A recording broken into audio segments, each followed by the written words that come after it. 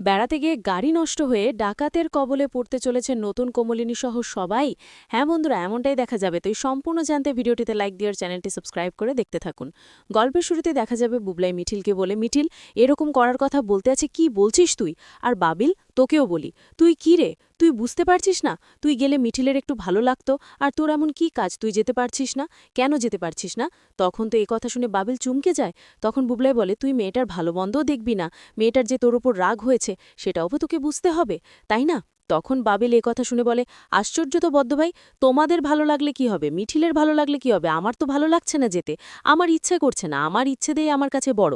তখন মিঠিল বাবিলকে বলে, আমি আগেও জানতাম যে তোমার ইচ্ছে করবে না, তোমার যে যেতে ভালো লাগবে না সেটা আমি আগে থেকে বুঝতে পেরেছিলাম। থাক, তোমার যেতে হবে না, আমি এমনিতেই ঠিক আছি। তখন তো মিঠিলের এ কথা শুনে অবাক হয় সবাই। তারপরে বাবিল বলে, হ্যাঁ তাহলে তো সব বুঝেই গেছিস, ঠিক আছে আমি এখন বেরোচ্ছি।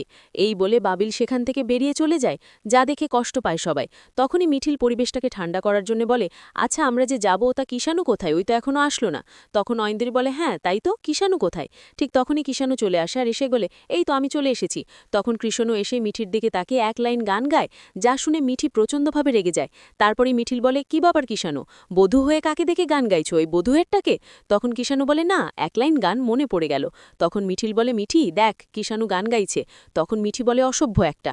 তারপরেই নতুন কিষাণুকে বলে, আচ্ছা কিষাণু, এবার তো আমাদের বেরোতে হবে নাকি, অনেক বেলা হয়ে গেল। তারপর কমলি বলে, মা তোমরা কি জলখাবার খেয়ে নেবে? তখন সবাই বলে, না না, জলখাবার খেয়ে নিলে তাহলে গাড়িতে যে এত খাবার আছে সেগুলো সেগুলো কারা খাবে? তখন নতুন বলে, আচ্ছা কিষাণু তুই বল তো কি নিয়ে এসেছিস, লিস্টটা মিলিয়ে নিই। তখন কমলি বলে, আশ্চর্য তো, তুমি ছেলেটাকে জিজ্ঞাসা করছো যে ও কি এনেছে, নির্লজ্জার মতো। তখন কিষাণু বলে, আবার আনবো না, সব কিছু এনেছি, স্যান্ডউইচ এনেছি, সফট ড্রিঙ্কস এনেছি, আবার ফিশ ফ্রাইও নিয়ে এসেছি। তখন নতুন বলে, বাহ তাহলে তো জমেই গেল, এখানে কিন্তু কমলিনীও কম করেনি, কমলিও কিন্তু অনেক কিছু নিয়ে নিয়েছে। তখন কমলিনী বলে, হ্যাঁ সকাল সকাল আমাকে দিয়ে লুচি করিয়ে নিয়েছে, সেটা বলেছ সবাইকে যে আমাকে দিয়ে লুচি করিয়ে নিয়েছ? তখন নতুন বলে, আমি কিন্তু তোমাকে বলিনি লুচি করতে, আমি বলেছিলাম অন্য কাউকে দিয়ে করিয়ে নিতে, কিন্তু তুমি কি বলেছ তুমি নিজের হাতে না করলে যাবে না। তখন কমলি বলে, হ্যাঁ তাই তো, অন্য কাউকে দিয়ে করিয়ে নেব, তারপরে যেতে যেতে শক্ত হয়ে যাবে, সেগুলো খেতে ভালো লাগবে নাকি?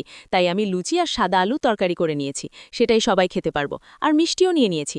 তখনই কমলিনীর বাবা বলে, আমরাও মিষ্টি নিয়ে নিয়েছি, যেটা আমরা খাই আর মেহমানদের খাওয়াই, সেই মিষ্টি নিয়ে নিয়েছি, খুব ভালো দোকানের, খুব ভালো লাগবে খেতে। তখন ছোট দাদু বলে, আচ্ছা এবার কি আমরা বেরোবো? আর জামাই কি এনেছে আমাদের, ঐন্দ্রী বলো। তখন ঐন্দ্রী বলে, হ্যাঁ ওই যে বললাম যে অনেক কিছু নিয়ে নিয়েছি, আমিতি, তারপরে এই কুরচি, আরও অনেক কিছু নিয়ে দিয়েছে, কচুরি, কি নিয়ে নিয়েছে, গাড়িতে বসে সবটা খুলে খুলে দেখব।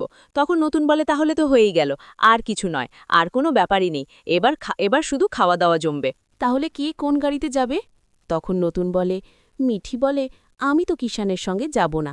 তখন নতুন বলে, না মিঠিমা, সেটা তো আর বলা হবে না। তখন বড় ঠাম্মি বলে, কেন রে মিঠি, তুই কেন যাবি না?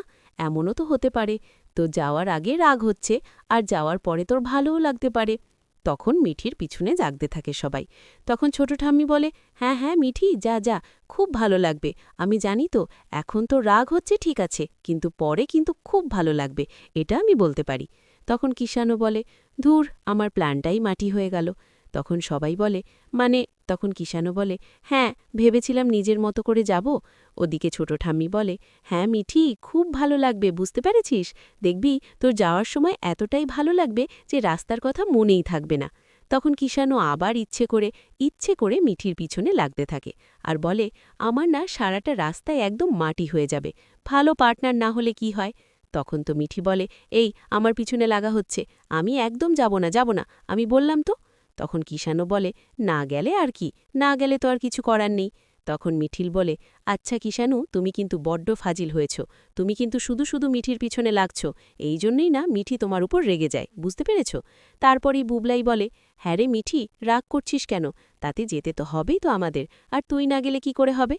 তখন নতুন বলে, শোন মিঠি, এবার কিন্তু আর চেঞ্জ করা যাবে না, সব কিছু প্ল্যান ঠিক করা হয়ে গেছে, তোকে কিষাণুর গাড়িতেই যেতে হবে, আর তাছাড়া সেখানে তো মিথিল আছে, দরকার হলে বুবলাইও তোদের সঙ্গে যেতে পারে। কিরে বুবলাই, যাবি তো? আমাদের সঙ্গে এভাবে না গিয়ে তুই ওদের সঙ্গে যা। তখন বুবলাই বলে, হ্যাঁ আমার তো কোনো সমস্যাই নেই, যাই আমি, এ পেতনিটার সঙ্গে বসতে হবে। তখন সবাই মিলে মিঠির পিছনে লাগতে থাকে। তখন মিঠিল বলে, আমি তো আর মিঠি তোর পিছনে লাগব না। তখন কোমলিনী ওদের কাণ্ড দেখে হাসতে থাকে। তারপর নতুন বলে, এবার তো আমাদের বেরোতে হবে, আর তাছাড়া আমাদের যেতে যেতেও তো অনেকটা সন্ধে হয়ে যাবে, তাই না? তখন কিষাণও বলে, হ্যাঁ তাই তো, কিন্তু যাওয়ার সময় তেমন একটা ইন্টারেস্ট পাবো না। যেতে থাকে, হঠাৎ করে সন্ধেবেলা গাড়ি নষ্ট হয়ে যায়। তখন একটা ধাবার সামনে গাড়ি থামায়। তখন নতুন বলে, এটা কি হলো? এই সন্ধেবেলা গাড়ি থেমে গেল, গাড়িগুলো নষ্ট হয়ে গেল, এখন কি করব? যেতে যেতে তো রাত হয়ে যাবে। তারপরে ওরা চায়ের অর্ডার দিতে থাকে। ওদিকে মিথিলের খুব মন খারাপ, অন্যমনস্ক হয়ে বসে আছে। তখন কমলিনী বলে, মিথিল মা, কি হয়েছে তোর? এভাবে একটু পরপর অন্যমনস্ক কেন হয়ে যাচ্ছিস? তখন মিথিল, না না কাকিমা, কিছু না, এমনি। তখন কমলিনী বলে, বল না আমাকে, কি হয়েছে রে মা? তোর কি হয়েছে? তোর কষ্ট হচ্ছে বাবিলটার জন্য? তখন মিঠিল বলে, না কাকিমা, ওরকম কিছুই না। তুমি তো বুঝতেই পারছ, আমার না কেমন যেন ভালো লাগছে না। মনে হচ্ছে এই সম্পর্কটা বুঝি আর টিকবে না কাকিমা। তখন কমলিনী বলে, মিথিল, এ কথা কেন বলছিস মা? এটা কেমন কথা? আমি নিজে বাবিলের সঙ্গে কথা বলবো। বললেই হলো নাকি? এত বছরের সম্পর্ক বললেই হলো যে নষ্ট হয়ে যাবে, টিকবে না? কেন টিকবে না? আমি ওকে তাহলে কোনোদিনও ক্ষমা করব না। কেন করবে ও এটা? তুই তো ঠিক করে কিছু বলছিস না। তখনই মিথিল বলে, আমার মনে হচ্ছে কাকিমা, ওর মনের মধ্যে আমি আর নেই গো। ওর মনের মধ্যে অন্য কেউ বাসা বেঁধেছে, অন্য কারোর সঙ্গে ওর সম্পর্ক হয়েছে। কারো মন থেকে আমাকে যদি বের করে দেওয়া হয়, সেই মনে জোর করে তো আর ঢোকা যায় না বল। তাহলে তো আমারও তো আত্মসম্মানে বাধে। তুমি জোর করাতে যদি বাবিল আমাকে বিয়ে করতে রাজি হয়, সে বিয়েটা কি আমার জন্য সম্মানের হবে? না তো, তার জন্য দরকার নেই কাকিমা, কোনো দরকার নেই। তখন কমলিনী অবাক হয়ে যায় মিথিলের কথা শুনে। তারপর কমলিনী বলে, তা সে কে? কার সঙ্গে বাবিলের সম্পর্ক হয়েছে? তুই তো আমাকে বলছিস না। তখন মিথিল বলে, আমি জানি না কাকিমা, আমি সত্যি জানি না, আমি না জানতেও চাই না।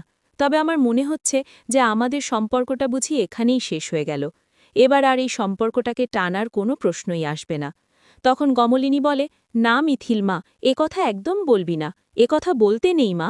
কেন কেন তুই এভাবে সবটা ছেড়ে দিবি বলতো?